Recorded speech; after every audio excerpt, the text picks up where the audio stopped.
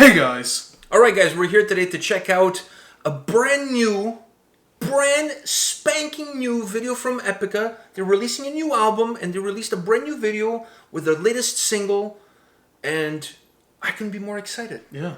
Now, before we click play, before we watch this video, we have to come clean. So we had a different video. We pre-recorded an Epica video, Unleashed, live.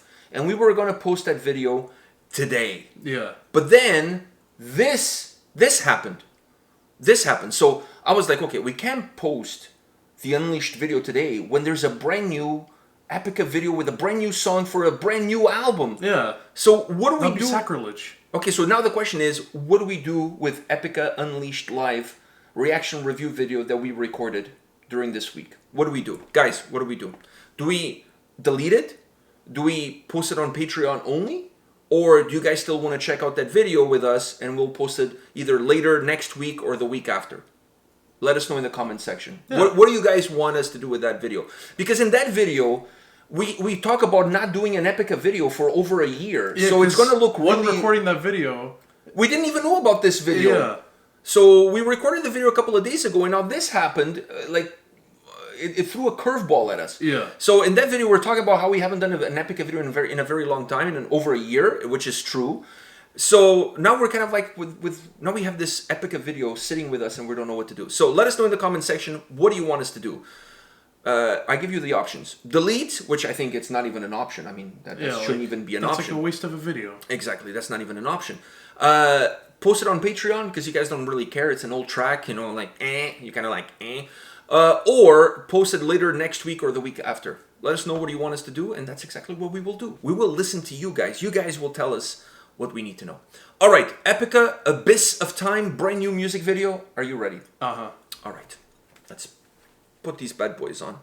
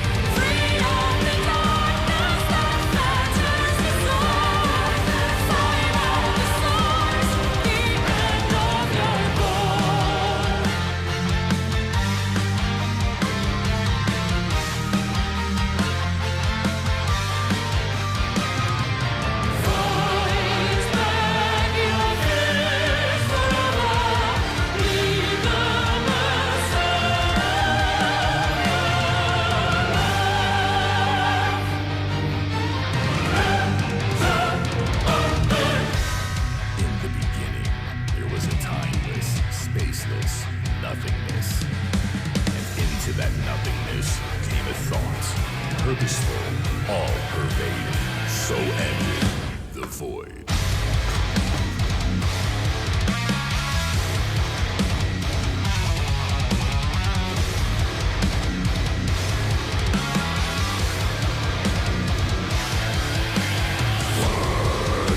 The demiurge, shaper of the false universe. Search the deadly urge, no rules of self-protection. Lost of self-imprisonment.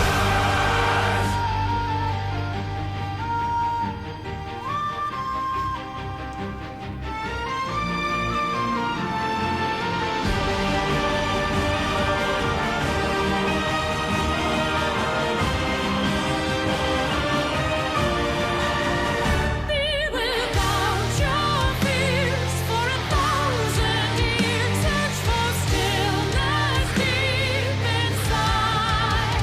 Strive for harmony in duality to revise the book of life. There was one earthly brew in the abyss of time. Fill up the vast space with matter and light. Free from the darkness that threatened the soul. Before the end, our reason, our goal.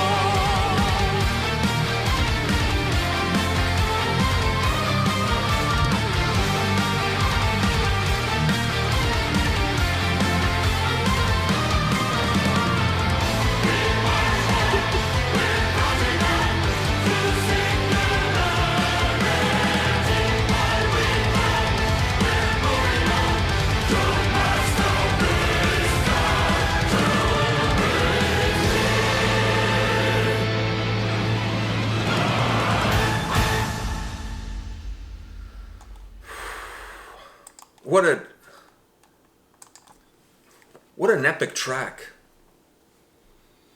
Pun intended. I knew it. Fuck. Wow. Like, where do we even start with this? First of all, maybe let's start with the vocals, because I really enjoyed the duet. I did too, and they brought their A game. What did you think about when they combined both of them together? I thought that was magnificent, because I didn't think they were. I thought they were going to keep them separated. But when they combined them together, it was like the joining forces of gods, just to be able to create that. And I want to take it away from that for a minute, Okay. because Where do you want to take it? the heaviest thing I've ever heard from Epica was that when it just after the spoken word, which was awesome. Oh, that was awesome. The- That was Lord of the Rings awesome. Yeah, and then right after that spoken word, it switched. It was no longer Epica, because it was so just deep and dark, and that guitar was just so evil, but it was just it was a very nice change from the song, because the song is, especially in the chorus, is very light. Oh, and the chorus is like magnificent. It's- when you add It's it, like an opera. It's very light. It's and you have the backing, It's a shining and you light. have the backing vocals, and you have yeah. the keyboards and everything that's making it even feel bigger. Exactly. So you need something in the song to kind of, balance it out.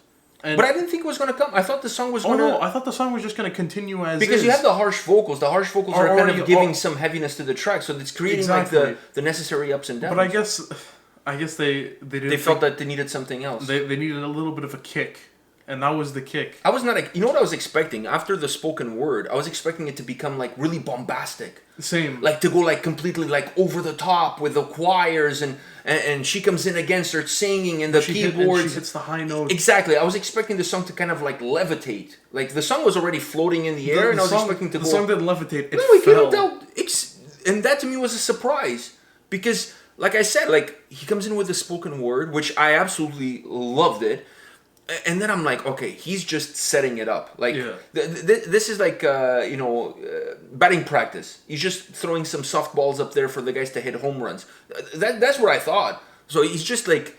He's calming it down, and then the song is going to become like this completely like cinematic, over the top, with the vocals and choirs and everything, and it's just going to be this magnificent like opera almost Yeah. kind of thing.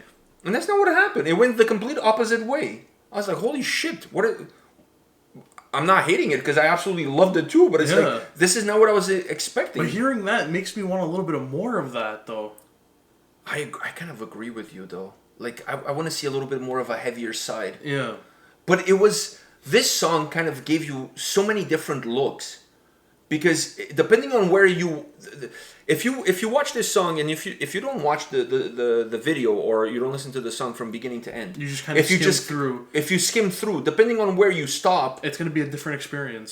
it's a different song, right? Because if you listen to him, it's one song. If you listen to her, it's a different song. If you listen to the chorus, it's a different song. If you listen to when the two of them come together, it's a different track. song. You listen to the spoken word, And then after that, and then what you get after, and then that really proggy guitar riff, like I was like, wow, this like proggy gent, you know what I mean? A little bit of ginger, if you will.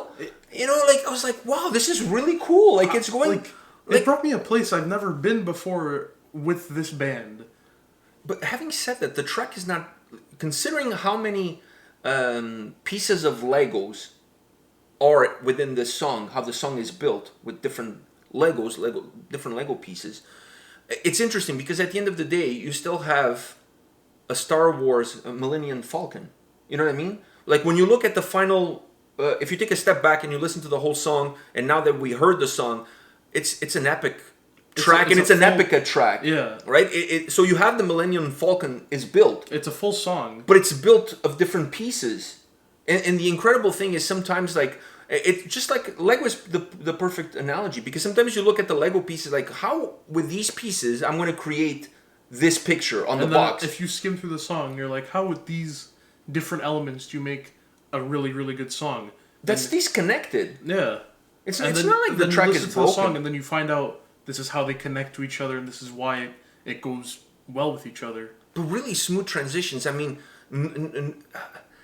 that heaviness that comes after the spoken word, I don't know if you can include that in the track without that spoken word before, because how do you do that? How do you transition from everything that's happening, which is very bright, very cinematic, very over? How do you transition from that into what came after? That spoken word is so important. Yeah. Because without that, I don't think you can do it. I don't think you can there's go anything, there. I don't think there's anything else that would really bridge those two worlds other than that. And I think it had to be him. It had to be him. Because he throws you a curveball because you really think it's going to go up and it goes down. But then when it goes down, it works because he kind of set himself up. He set himself up for that. Wow, really interesting track. It's such a mind fuck of a song, if you will, because it takes you within the same song. You go through so many different ups and downs of the track. It almost feels like the style that you would construct a record with, like a full album. They did this in one song. They did it in one song. Yeah. They took like the overall structure of a record And they put it into one song. and they put it into one song.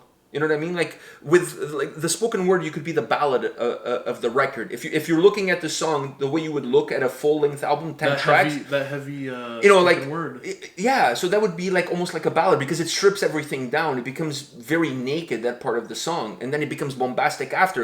Which if you're looking at an overall album structure, normally the ballad is in the middle because it normally comes. If you're looking at a vinyl, it comes at the end of side A. So then side B starts off with power, Yeah. right? Like you want after when you're putting an album together, normally after a softer song like a ballad in the middle, you want the next song to be really over the top because you want to create that upwards movement because the album normally starts off and it goes high, it dips with the ballad in the middle, and then it normally starts to go back up again because you want the second half of the album something to break in between to get you hyped up for the next yeah, part. to kind of allow you to catch your breath. And you want the second half of the album to be as strong as the first half of the album. Because if you think about it, when the song starts with him with the harsh vocals. So the song starts off like that. It starts off heavy from that perspective. Then after the spoken word, it goes heavy again, more musically, not vocally, musically. So it's the opposite way, but both adding heaviness. So if you can almost look at this song, like I said, as you would look at an album structure. The way it starts with his voice, that's the opening track. Everything that happens is the next couple of songs. The spoken word is the ballad because it and then dips and you're kind of like allowed to catch your breath because nothing is really And happening. then everything after just... It's the second half of the record. Yeah. This song is built like an album. I wonder how the album's built. Wow. Yeah, I didn't even think about that. Wow. Man, this was incredible. All right. So, guys, tell us your thoughts on this song. Really, like, I really need to hear what you guys have to say about this track. Let us know in the comment section. And also, don't forget about the other track that we did. It's important. Let us know what you guys want to do. If you guys want to check it out, we'll definitely post it in the next week or so. To give you guys some time to digest this one, we'll post it. If not, we'll post it on Patreon. Whatever. It was a fun track to check it out. So Yeah. you let us know what you guys want. This was a lot of fun too. All right, guys. On this note, come back tomorrow. We'll have more videos for you. See you guys. See ya.